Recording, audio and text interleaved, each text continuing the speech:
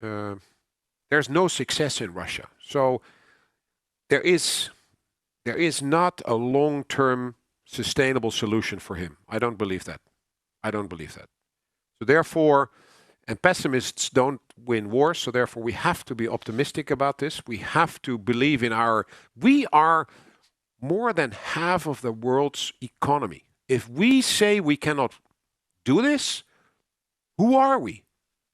Of course we can do this. Of course we can increase our defense production. Of course we can help Ukraine until it's over. We are able to do this. But we have to focus on this as well. And you slowly see some political leaders like Sunak in the UK, Macron in France, who are saying we need to put more focus on this effort to increase the defense production. But in our part of the world, it's not an order from the government. It is convincing financial institutions. It is making sure that people do things on their, based on their free will. But it needs a lot of convincing.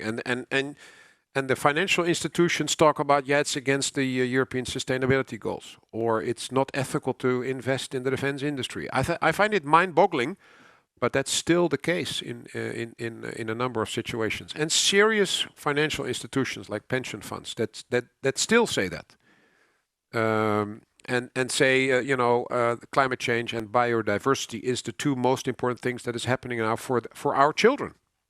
Well, wake up. The insecurity and the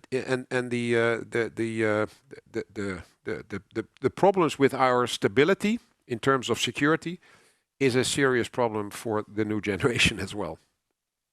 And therefore, it takes a long time to convince people. That's sometimes the disadvantage of a democracy.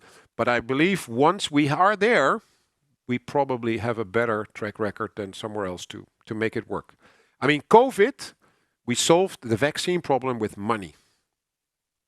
Basically, the ministers of finance put money on the table and said, make the vaccine now, not tomorrow, now.